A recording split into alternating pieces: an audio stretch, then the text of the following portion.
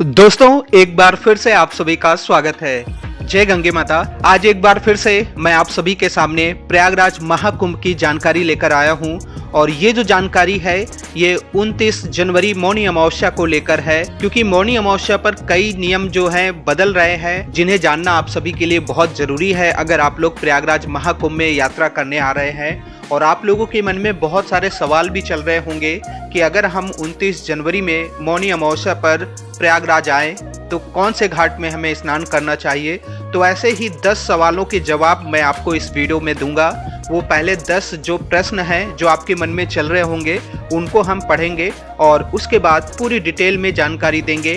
कह सकते हैं ए से लेकर जेड तक पूरी जानकारी आपको मिलने वाली है। और अगर आप इस वीडियो को देखेंगे तो प्रयागराज महाकुंभ जो यात्रा आप करने वाले हैं वो काफ़ी आसान हो जाएगी, क्योंकि 29 जनवरी को अलग ही अंदाज में श्रद्धालु पहुंचेंगे और उम्मीद ये जताई जा रही है कि 9 करोड़ या 10 करोड़ श्रद्धालु जो हैं 29 जनवरी मौनी अमावस्या को प्रयागराज पहुंचेंगे। तो अब जब आप समझ सकते हैं कि 10 करोड़ इतनी बड़ी संख्या है, कैसे, कहां पर, किस दिशा से आने वाले लोगों को कहां पर स्नान कराया जाएगा, ये सभी कुछ इस प्लान में हम आपको बताने वाले हैं। क्योंकि सभी 10 करोड़ लोग जो हैं वो संगम में पहुंचकर स्नान तो नहीं कर सकते, क्योंकि जो मुख्य संगम है वहां पर 1-2 लाख 3 लाख ज़्यादा से ज़्यादा अगर पूरे दिन में स्नान करेंगे तो इतने ही लोग स्नान कर पाएंगे।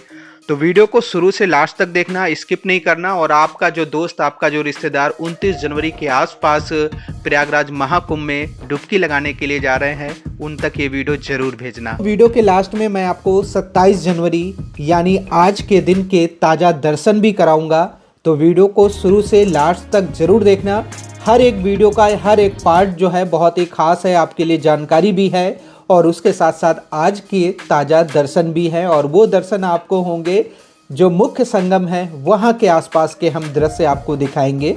तो वीडियो को शेयर कर देना और ताकि हर किसी को ये वीडियो के बारे में पता चले, जानकारी भी मिले और आज के दर्शन भी मिले। पहले हम 10 प्रश्न पढ़ते हैं जो कि 29 जनवरी के लिए हैं। सबसे पहले आपके मन में सवाल आता है प्रयागराज कैसे पहुँचे। दूसरा सवाल है कौन से घाट पर हम स्नान करेंगे, हम इस जिले से आ रहे हैं, हमारे लिए कौन सा घाट 29 जनवरी के लिए एक तरह से रिजर्व में है, क्योंकि हर दिशा से आने वाले लोगों को 29 जनवरी को अलग अलग घाट पर स्नान कराया जाएगा। क्योंकि अगर सारे लोग प्रयागराज में एंटर कर गए ना तो प्रयागराज शहर जो है पूरा जाम से ही परेशान हो जाएगा। आप भी परेशान होगे, आपको कई किलोमीटर, 10 किलोमीटर, 15 किलोमीटर, 20 किलोमीटर तक पैदल चलना पड़ सकता है, इससे ज़्यादा भी पैदल चलना पड़ता है।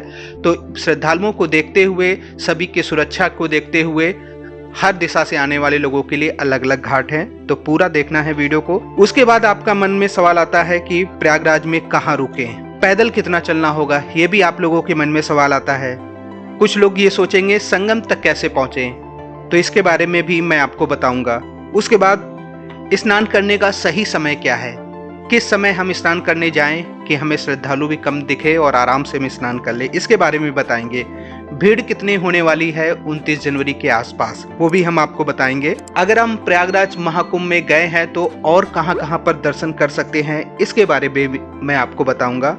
उसके साथ साथ बहुत सारे लोगों के मन में सवाल ये भी होगा कि अगर हम प्रयागराज महाकुंभ में जा रहे हैं तो संत महात्माओं के दर्शन कैसे होंगे, कहाँ करने होंगे। एक बहुत ही खास सवाल है कि प्रयागराज महाकुंभ में कब जाना चाहिए। कुछ लोग ये भी सोच रहे हैं कि हम उस समय जाएं जब श्रद्धालु कम हो और इतनी ज़्यादा भीड़ का सामना ना करना पड़े, तो ये लोग सोच रहे हैं कि कब जाना सही होगा, तो इसके बारे में भी मैं आपको बताने वाला हूँ। तो बस वीडियो को देखिए, इन्हीं खास सवालों को हम पूरी तरह से डिटेल में जानकारी देंगे। दोस्तों इससे पहले हम आगे बढ़े, आप सभी से एक रिक्वेस्ट है कि अगर आप ऐसे ही लगातार प्रयागराज महाकुंभ की वीडियो देखना चाहते हैं तो फिर चैनल को सब्सक्राइब जरूर कर ले और बेल आइकन भी दबा दें, क्योंकि इस चैनल में लगातार प्रयागराज महाकुंभ की अपडेट आ रही है, दर्शन कराया जा रहा है, पूरी जानकारी दी जा रही है। तो चैनल को सब्सक्राइब जरूर करना। आइए आज के वीडियो शुरू करते हैं। देखिए सबसे पहला सवाल, कैसे पहुंचे प्रयागराज। प्रयागराज अगर आपका शहर जो है वहाँ से डायरेक्ट प्रयागराज के लिए ट्रेन है, फिर तो पूछने की ज़रूरत नहीं है, आप टिकट चेक करें और अगर अवेलेबल है तो आप बुकिंग कर सकते हैं। लेकिन 29 जनवरी के आसपास की जो सीटें हैं आई थिंक पूरी बुक हो गई होंगी। अगर आपके शहर से अगर डायरेक्ट प्रयागराज के लिए ट्रेन नहीं है तो आप लोग दिल्ली की तरफ आ सकते हैं। अगर दिल्ली से आएंगे तो प्रयागराज के लिए बहुत सारी ट्रेनें मिल जाएंगी। हम ये कह सकते हैं कि 50 से ज़्यादा ट्रेनें जो हैं दिल्ली से प्रयागराज के लिए जाती हैं। वहीं अगर आप लखनऊ की तरफ से आ रहे हैं, वाराणसी की तरफ से आ रहे हैं, तो वहाँ से भी लगातार ट्रेनें आपको मिल जाती हैं प्रयागराज के लिए। वहीं अगर आप बंगाल की तरफ से आ रहे हैं, पटना की तरफ से आ रहे हैं, हावड़ा की तरफ से आ रहे हैं, तो भी लगातार प्रयागराज के लिए बहुत सारी ट्रेनें जो हैं डायरेक्ट मिल जाती हैं जो प्रयागराज पहुँचती हैं। प्रॉब्लम ये आती कि साउथ की तरफ से जो ट्रेनें हैं, मुंबई की तरफ से जो ट्रेनें हैं, वो हो सकता है डायरेक्ट प्रयागराज ना आए, तो उनके लिए पहले ये है कि आप दिल्ली आइए, दिल्ली से ट्रेन करके आप पहुंच सकते हैं। दिल्ली से बाई बस भी आ सकते हैं।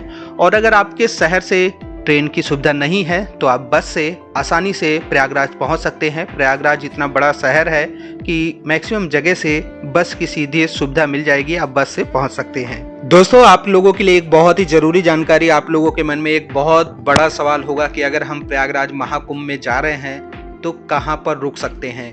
पहली बात तो ये कि प्रयागराज महाकुंभ में अगर आप 29 जनवरी के आसपास जा रहे हैं तो चार्जेस जो हैं, रूम हो या होटल हो या कॉटेज हो या कैंप हो, जो भी सुविधाएं वहां पर हैं, उन सभी के चार्जेस जो हैं बहुत ज़्यादा हाई हो जाएंगे। सिर्फ गवर्नमेंट के जो मेला क्षेत्र में जो रैन बसेरे या बाकी जो टेंट कैंप हैं वहाँ पर आपको वही रेट मिलेगा। इसके अलावा जितनी भी प्राइवेट प्रॉपर्टी हैं उनके रेट जो हैं कई गुना ज़्यादा बढ़ जाएंगे। जो रूम आपको 2000-3000 में मिला करता था वो आपको 12,000-15,000 के आसपास भी मिल सकता है, क्योंकि जितने ज़्यादा लोग आएंगे उतने ही ज़्यादा रूम मिलने में दिक्कत आएगी और प्राइस जो है काफ़ी ज़्यादा बढ़ जाएंगे। फिर भी मैं आपको 2-3 प्रॉपर्टी की डिटेल आपको वीडियो में देता हूँ, जिनमें से शुक्ला निवास है, एक होटल है, होटल एस ग्रांड के नाम पर, उसके साथ साथ विष्णु धाम कॉटेज है। तो इनके जो नंबर हैं ये आपको दिख रहे होंगे और आप इन पे बात कर सकते हैं, कांटेक्ट कर सकते हैं।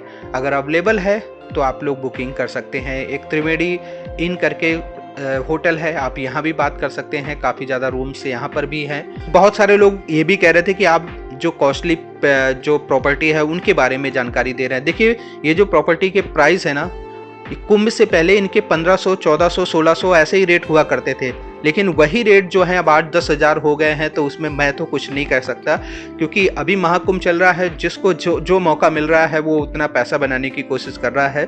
तो ये प्रॉपर्टी महंगी नहीं है, लेकिन अभी जो है महाकुंभ के समय महंगी हो गई है। दूसरा जो बहुत ही इम्पोर्टेंट है आपके लिए, अगर आप लोग कानपुर, लखनऊ, रायबरेली की तरफ से आ रहे हैं तो आप सभी के लिए जो स्नान करने वाले घाट रखे गए हैं वो 9-10 सेक्टर 9 सेक्टर 10 के आसपास के जो घाट हैं, यही जानकारी अभी मिल पाई है कि सेक्टर 9 सेक्टर 10 के आसपास जो घाट हैं वो जैसे कानपुर, लखनऊ, रायबरेली और इसके आसपास के जो डिस्ट्रिक्ट हैं जैसे कि फतेहपुर हो गया, तो इन लोगों के लिए 9-10 रखा गया है। क्योंकि कोशिश यही है कि शहर में सभी लोग इंटर ना करें, साइड से ही आकर स्नान करें, क्योंकि शहर में अगर आ गए तो फिर तो पूरा शहर जाम हो जाएगा और फिर तो शायद बहुत सारे लोगों को रास्ते से लौटना पड़े, परेशान हो जाएंगे। उसके अलावा अगर आप लोग चित्रकूट की तरफ से आ रहे हैं, रीवा की तरफ से आ रहे हैं, सतना, कटनी, जबलपुर की तरफ से आ रहे हैं, तो आप लोगों के लिए जो घाट रखा गया है वो अरैल घाट है। जब प्रयागराज शहर में आप एंट्री करते हैं, एंट्री करने से पहले नैनी के पास, नैनी पुल के पास अरैल घाट पड़ता है। ये बहुत बड़ा घाट है, यहाँ पक्का घाट है, काफ़ी स्पेस है यहाँ पर। तो मैं डिस्ट्रिक्ट एक बार फिर बता देता हूँ। अरैल घाट में जैसे कि रीवा से आ रहे हैं, सतना, कटनी, जबलपुर, मिर्ज़ापुर, इस तरफ से जो लोग आ रहे हैं उनके लिए अरैल घाट रखा गया है। अगर आप जौनपुर, वाराणसी की तरफ से आ रहे हैं या आसपास का जो डिस्ट्रिक्ट है उनके लिए एरावत घाट है, वहाँ पर आप जाकर स्नान कर सकते हैं। क्योंकि संगम में तो पहुँचने की जो गलती है वो आप करेंगे तो फिर पैदल तो चलना ही पड़ेगा और हो सकता है आप जाम में ही फंसे रहें और सारा समय जो आपका स्नान का है वो निकल जाए। तो ये खास जानकारी है, वीडियो को आगे शेयर जरूर करते जाना। अब पैदल चलने की बात तो वैसे तो मैं कई बार बता चुका हूँ। ये मान के चलिए अगर आप संगम में ही जाकर स्नान करने के बारे में सोचेंगे तो आपको हो सकता है 15-20 किलोमीटर पैदल चलना पड़ सकता है। तो इस बात का आप ध्यान रखें। फिर भी बहुत सारे लोगों के मन में एक सवाल और आ रहा होगा कि हम अगर स्नान करने जा रहे हैं तो क्यों ना संगम में ही स्नान करें। तो संगम में स्नान करने का तरीका हमने पिछले वीडियो में बताया था। अगर आप इस बात को फॉलो करेंगे तो आई थिंक आप संगम में पहुंचकर डुबकी भी लगा सकें। तो आपको सबसे पहले एक बरहना चौक पड़ता है, वहाँ से कीटगंज की ओर जाना है और कीटगंज के पास 2-3 ऐसे घाट हैं, बलुआ घाट है, गऊ घाट है, बोट क्लब है। ये 3 घाट ऐसे हैं जो कि संगम से थोड़ा साइड में पड़ जाते हैं, लेकिन यहाँ से आपको बोट मिल जाएगी और आप बोट में बैठकर संगम तक पहुँच सकते हैं और वहाँ पर डुबकी लगा सकते हैं। तो इस बात का भी आप ध्यान रखें। और 29 जनवरी को सारे अखाड़े जितने भी हैं, 13 अखाड़े, वो सभी स्नान करने वाले हैं। तो पहले पूरी तरह से संगम वाला जो एरिया है, जो संगम घाट है, वो एक तरह से अखाड़ों से ही पूरे दिन स्नान उनका ही चलता रहेगा। तो बहुत कम चांसेस हैं कि बाकी लोग जाकर स्नान कर सके, तो ऐसी गलती ना करें। हो सके तो जो साइड में घाट है वहीं पर स्नान कर लें। अगर छोटे बच्चे हैं आपके साथ, बड़े बुजुर्ग लोग हैं, तो प्लीज़ मेरी तो यही आपसे सलाह है कि आप लोग 29 जनवरी के आसपास की जो यात्रा है उसको आगे बढ़ा दें, क्योंकि बहुत मुश्किल होगा स्नान कर पाना। भीड़ की बात मैंने आपको बता दी है कि 9 करोड़ 10 करोड़ श्रद्धालु पहुंच सकते हैं, ये ऐसा अनुमान लगाया जा रहा है और 10 करोड़ श्रद्धालुओं को मानकर तैयारी भी की जा रही है। और मौनी अमावस्या जो है सबसे खास स्नान है प्रयागराज महाकुंभ का, इसी वजह से इस दिन को लेकर सबसे खास तैयारी की गई है। और एक बात और है कि पहले कुछ गाड़ियां, कुछ बाइक्स जो हैं संगम के आसपास या मेला क्षेत्र में चली जाती थी, अब उनकी भी सर्विस एक तरह से बाहर कर दी गई है। अब जो आपकी कार है, आपकी जो बाइक है, वो किसी भी हालत में संगम की ओर नहीं जा सकती, आपको दूर ही पार्क करना होगा। अब मैं आपको बताता हूँ दर्शन करने के जो मुख्य स्थान है। अगर आप 29 जनवरी को जाते हैं और स्नान कर लेते हैं और 1-2 दिन रुक कर आप दर्शन करना चाहते हैं तो लेटे हुए हनुमान जी मंदिर में दर्शन कर सकते हैं, अक्षय वट में दर्शन कर सकते हैं और उसके साथ साथ आप सरस्वती कूप में दर्शन कर सकते हैं। लेकिन ये भी मैं आपको बताना चाहूँगा 29 जनवरी को आई थिंक लेटे हुए हनुमान जी मंदिर और अक्षय वट और सरस्वती कूप में दर्शन नहीं हो पाएंगे, ये मुझे ऐसा लगता है। हालांकि पहले बताया भी गया था कि अमृत स्नान के आसपास जो है जो ये मुख्य स्थान है यहाँ पर दर्शन बंद रहेंगे। मुझे लग रहा है 8-8 10-10 घंटे आपको लाइन में लग जाएंगे। तो इसी को देखते हुए, सुरक्षा को देखते हुए इन तीनों जगह पर आप दर्शन नहीं कर पाएंगे। हो सकता है 29-30 के बाद 31 तारीख तक फिर से इन प्रमुख स्थानों के दर्शन शुरू हो जाएं। उसके बाद अगर नागवासुकी मंदिर की बात करें तो नागवासुकी मंदिर में आप जाकर इस दर्शन कर सकते हैं। मुझे ऐसा लगता है कि नागवासुकी मंदिर में दर्शन हो जाएंगे, क्योंकि वो थोड़ा सा बाहर की तरफ पड़ता है, संगम क्षेत्र से 3 किलोमीटर दूर है, तो वहाँ पर जाकर दर्शन हो जाएंगे। लेकिन भीड़ वहाँ भी होगी, लाइन लगानी पड़ सकती है। संत महात्माओं के दर्शन कैसे करें? देखिए, संत महात्माओं के जितने भी दर्शन हैं 29 जनवरी को तो जितने भी संत महात्मा हैं सारे संगम क्षेत्र में पहुंचेंगे, डुबकी लगाएंगे। तो उस दिन अपनी छावनी में वो सुबह 3-4 बजे से स्नान शुरू हो जाएगा, तो वो छावनी से अपने बारी बारी से एक अखाड़ा जो है संगम क्षेत्र में पहुंचेगा और डुबकी लगाएगा। तो ये जो समय है ना, मैक्सिमम जो संत महात्माओं का समय है वो रास्ते में और डुबकी लगाने में रहेगा। सारे महात्मा व्यस्त रहेंगे। तो आपको 29 जनवरी को हो सकता है शाम तक दर्शन हो पाए, या अगले दिन आप 30 जनवरी या 31 जनवरी को ही दर्शन कर पाएंगे, या तो फिर आप संगम क्षेत्र में पहुंच जाएं तो जो इस रास्ते से अखाड़े पर संगम की ओर जाएंगे फिर वहां पर खड़े होकर ही आप दर्शन कर पाएंगे। तो ये बात भी जरूरी है, आप इसको नोट करके रखें। आप सभी के लिए एक जरूरी बात और भी है। अगर आप मुख्य संगम में स्नान करना चाहते हैं तो रात 11 बजे से लेकर सुबह 5-6 बजे तक का जो समय है वो काफ़ी अच्छा है। आप इस समय जाएंगे तो आपको संगम क्षेत्र में बहुत कम श्रद्धालु मिलेंगे और स्नान कर पाएंगे। हालांकि अमृत स्नान जो है उस दिन ये बात लागू नहीं होती। अमृत स्नान में तो पूरी रात भी स्नान होगा, पूरी रात आपको करोड़ों लोग घाट पर देखने को मिलेंगे। तो ये बात ध्यान रखें। नॉर्मल डेज में रात 11 बजे से लेकर सुबह 6 बजे के बीच में आप संगम में स्नान कर पाएंगे, डुबकी लगा पाएंगे। और अब मैं आपको एक बहुत ही ज़रूरी जानकारी दूंगा। आई थिंक ये वाली जानकारी और भी अच्छी है, क्योंकि बहुत सारे लोग भीड़ से बच रहे हैं, कहते हैं बचना चाहते हैं और वो सोच रहे हैं कि प्रयागराज महाकुंभ में जाकर स्नान तो करेंगे, लेकिन हम ये देख रहे हैं कि संख्या कब कम होगी, नॉर्मल सा हो जाए। तो देखिए 29 तारीख को मौनी अमावस्या है, 28 तारीख से लेकर, हालांकि 27 आज की डेट से लेकर पूरी भीड़ है। 27 को भी भीड़ है, 28 29 को तो जबरदस्त रहेगी, 30 31 ये 4-5 दिन पूरे फुल हाउसफुल रहेगा प्रयागराज। और उसके बाद अगर बात करें तो 1 तारीख को शायद थोड़ा सा भीड़ कम होगी, वहीं फिर से 2 तारीख को फिर बसंत पंचमी 2-3 तारीख को तो फिर से भीड़ बढ़ेगी। तो जो संख्या जो रहेगी वो आई थिंक 5-6 तारीख के बाद जाके थोड़ी सी कम होगी, और उस समय संत महात्मा भी अपने अपने जो मुख्य स्थान है वहाँ के लिए वो रवाना हो जाएंगे। तो काफ़ी हद तक 5-6 तारीख के बाद जो है प्रयागराज महाकुंभ में आसान हो जाएगा जाना, और भी आसानी से अगर आप स्नान करना चाहते हैं फिर तो 10 फरवरी के बाद जाइए, तो वहाँ पर और भी कम संख्या हो जाएगी, फिर उसके बाद डुबकी लगा सकते हैं। लास्ट वाला जो स्नान है वो 26 फरवरी को है, शिवरात्रि वाले दिन। तो जब तक महाकुंभ है इस बीच में कभी भी जाकर आप स्नान कर सकते हैं। वीडियो कैसी लग रही है ये बताया करें हमें कमेंट करके, क्योंकि मेरी कोशिश यही रहती है कि आपको बेहतर जानकारी दी जाए और ताकि आपकी यात्रा जो है सरल हो जाए, आसान हो जाए। बाकी जिन बातों को मैंने बताया है ये सभी जानकारी निकल कर आई है और वही जानकारी मैं आपको दे रहा हूँ। इसके अलावा कुछ जानकारी जो मैंने आपको बताई है कि कीडगंज के पास बोट क्लब है, गऊ घाट है, बलुआ घाट है, यहाँ से आप बोट लेकर संगम तक जा सकते हैं। काफ़ी हद तक आसान हो जाएगा, मेले में अंदर एंट्री भी नहीं होगी और आपका संगम में स्नान भी हो जाएगा, भीड़ से बच जाएंगे। दोस्तों अब आप सभी 27 जनवरी के दिन के प्रयागराज महाकुंभ से ताज़ा दर्शन कर सकते हैं।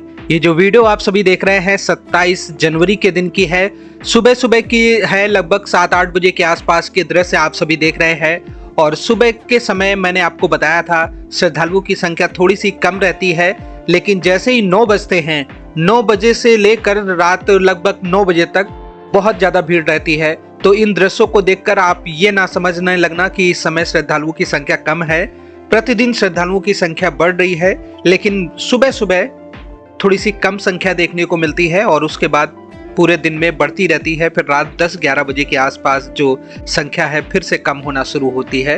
तो आप सभी प्रयागराज महाकुंभ के ताज़ा दर्शन कर सकते हैं। और ये मुख्य संगम है जहां पर गंगा, यमुना, सरस्वती तीनों पवित्र नदियों का संगम होता है। तो यहाँ पर देखिए आज भी लाखों की संख्या में श्रद्धालु यहाँ पर पहुंचे हुए हैं और पवित्र गंगा जल में स्नान कर रहे हैं। मैं चाहूँगा कि इस वीडियो को आप ज़्यादा से ज़्यादा शेयर करते जाएं और उसके साथ साथ अपने जो रिश्तेदार हैं, आपकी जो दोस्त हैं, उन तक जरूर ये वीडियो भेजें ताकि आने से पहले सभी जानकारी मिल सके।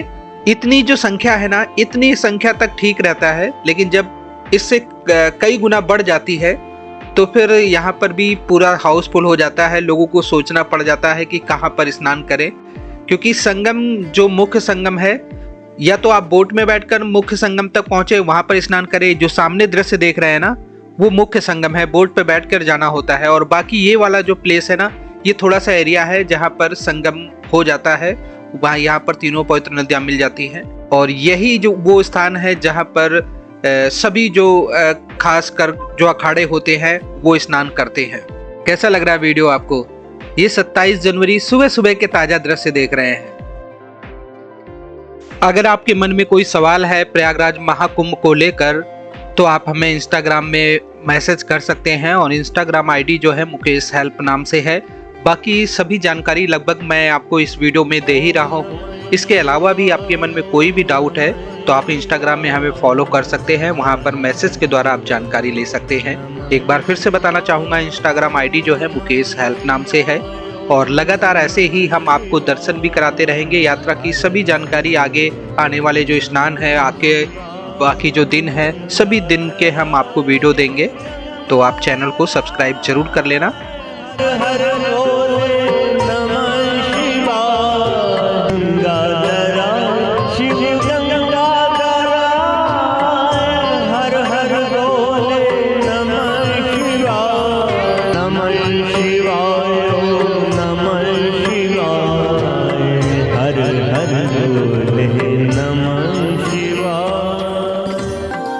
वीडियो को अपने उस दोस्त रिश्तेदार तक शेयर जरूर करें और अगर आप ऐसे ही जानकारी पाना चाहते हैं तो चैनल को सब्सक्राइब जरूर कर दें, क्योंकि लगातार यहाँ पर जानकारी आती रहती है।